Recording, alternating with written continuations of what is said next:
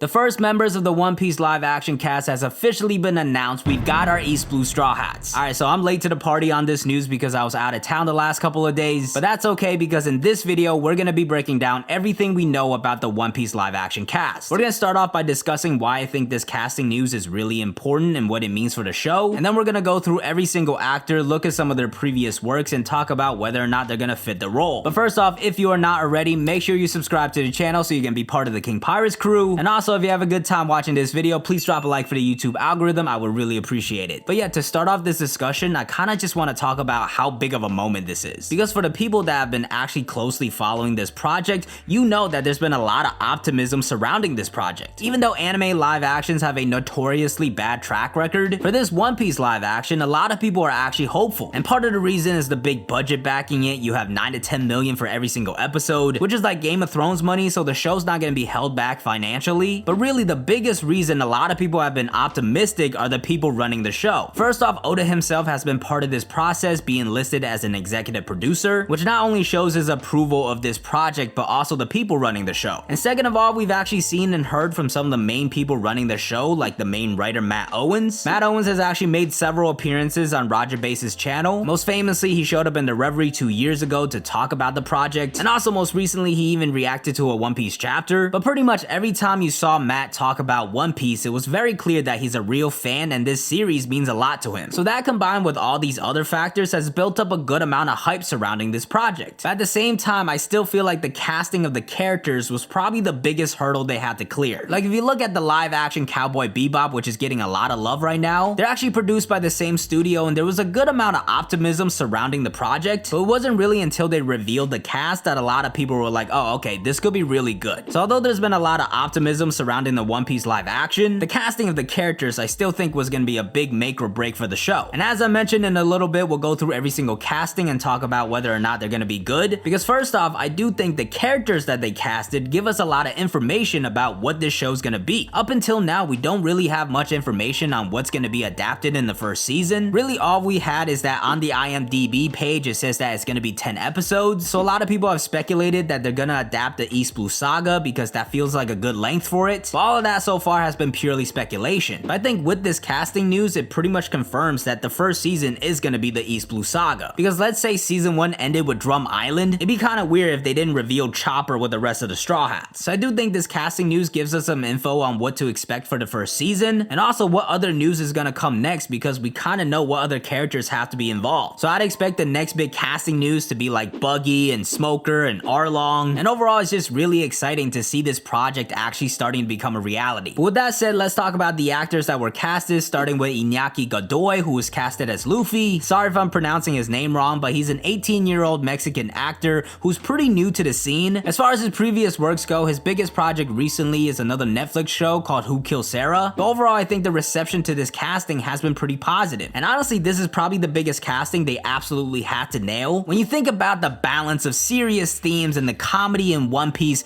Luffy is really the icon for it. Of course, he's also the main character for the show. He dominates every single popularity poll. So if you didn't nail this casting, there was no way this show was gonna work. And honestly, I do think they nailed this casting. First off, age-wise, Inaki is only 1 year older than Luffy was at the start of the story. I think even physical appearance-wise, besides like the hairstyle, he does kind of have a Luffy feel. And after just looking at some videos of him and looking at his Instagram, this kid radiates Luffy energy. That was probably gonna be one of the hardest things about casting the actor for Luffy. Translating the silly energy of Luffy from an anime/manga into a live action, that's not gonna be easy. But I do have hope that Inyaki's gonna be able to do it because he just seems like that type of person. Of course, his acting skills are gonna be very important as he's gonna have to portray those serious moments for Luffy. But overall, like I said, the reception towards him has been very positive. If anything, the one thing people have complained about is that he has a unibrow, which I'm not sure if he's gonna shave it for the shoot or if they're gonna Henry Cavill mustache it. But listen, if Anthony Davis could rock it, why can't Luffy? But yeah, as far as character portrayal goes, I think this is gonna be a good casting. But the other thing I really wanted to look at is whether or not these actors knew about the series and were actually fans. And it seems like as of right now, Inaki is still catching up to One Piece and learning more about the story, which some people might feel nervous that he wasn't a fan of the series beforehand. But I feel like as long as all these actors really learn the story and learn more about their characters, they're gonna be absolutely fine. With that said, let's move on to the next casting of Nami, who's gonna be played by Emily Rudd. And unlike Inaki, Emily Rudd is actually a major One Piece fan. She's somebody that even before this casting casting news was announced, a lot of people wanted her in this role because she's actually a fan of One Piece. She's been very vocal about that. And for me, that's one of the biggest things that give me confidence that she's gonna do well in this role, because even just watching her reaction to getting this role, it's very clear that she really likes this story. So from the passion side of things, I think Emily checks the box, and just overall, I think she's a very good choice for the character. First off, just even physically, she looks a lot like Nami. You got a lot of people simping over her already. She's also one of the more experienced actors in the cast, starring in dramas like The Romanovs and Fear Street. If you really wanted to nitpick, the one thing you could say is her age, because she is 28 years old, which is quite a bit older than Nami. Now, obviously, I don't think she's like super old or anything. I'm about to be 25 years old in a week, but because One Piece is such a long story, you do have to kind of think about the future. So if the show does go like 7, 8, 10 seasons, would it be a little unrealistic for her to still be playing Nami? Honestly, I don't think it's that big of a deal. It's not like she's like 35 right now. As long as they got good lighting on her, I think she'll be fine. But moving on to the next casting, we have Zoro, who's going to be played by Makenyu Arata. He's a 24-year-old Japanese actor, and I think this is another great casting. I think initially a lot of people had a bad reaction because one of the Twitter accounts that posted the news kind of did him dirty. They posted like a really old young picture of him where he has like a buzz cut and he's like super skinny. But I think Makenyu's gonna be a great choice for Zoro. The guy is absolutely yoked. But even more importantly, he's also a very good and experienced actor. Not only starring in some blockbusters like Pacific Rim Uprising, but more importantly, he's had a lot of experience in projects that involve martial arts like the live action JoJo. There's already a lot of clips going around of him using a sword, comparing him to Zoro. So yeah, I think this is another great casting. Not only does he look like Zoro, but his experience is going to be very valuable. His father is also the late great Sonny Chiba, who is a legendary martial arts Japanese actor. So Mackenyu has a lot of experience when it comes to martial arts project, which is going to be huge for somebody playing Zoro. But moving on to the next casting, we have Usopp, who's going to be played by Jacob Gibson. And before we talk more about Jacob, I just want to say how great it is to have so much diversity in this project. Not only because diversity is great, but also because how it stays true to One Piece. In a previous SBS, Oda has stated the nationality of the Straw Hats, with Luffy being Brazilian, Zoro Japanese, Nami Swedish, Usopp African, and Sanji French. And all the actors that have been casted as Straw Hats have pretty similar nationalities. And that includes Jacob, who's going to be playing Usopp, and Jacob is another pretty unknown actor. As a matter of fact, I couldn't even really find his age when I googled it. There was one website that said he was 17 to 21 years old, which makes sense because he does look pretty young. And if he is like 17, 18 years old, I think that will work really well for his character as well. Because when you think about like the comedy and silliness of One Piece, Usopp and Luffy really carry that. So if Jacob and Iñaki are like a similar age in real life, I feel that will kind of help their chemistry. But yeah, overall with Jacob, he hasn't been in too many projects. He was previously in Grey's Anatomy in a pretty small role, and one of the most notable recent projects for him is Greenleaf. But personally, I'd never seen anything from Jacob, so I was a little unsure whether or not he was gonna work as Usopp. But there was one thing that I saw that completely sold me on this casting, and that was a video that was posted when the casting news was announced, and Jacob held up Usopp on his t-shirt and kind of like almost mockingly did an impression of Usopp. The pirates!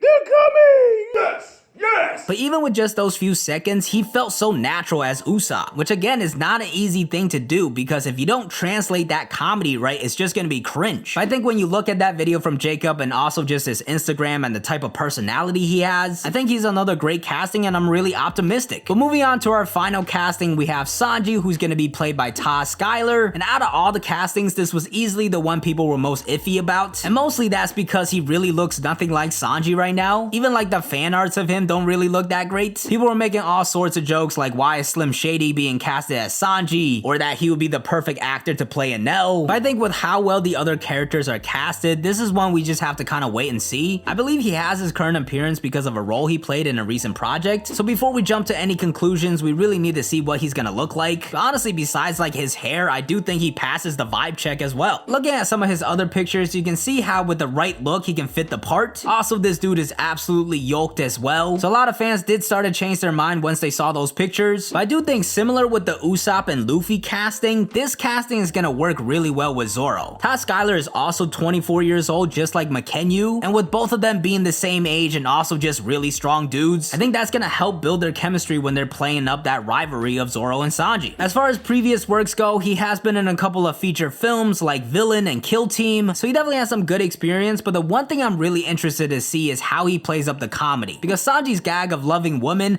that's another thing where if like you don't translate that well, that's just gonna be cringe. So honestly, I think that's probably one of the hardest things that Taz has to figure out. But again, this is another casting I'm optimistic with. Let's play some trivia this time around. If you get the question wrong, you have to like, subscribe, and watch this video. And the question is, name one person with writing credits to the One Piece live action besides Oda and Matt Owens.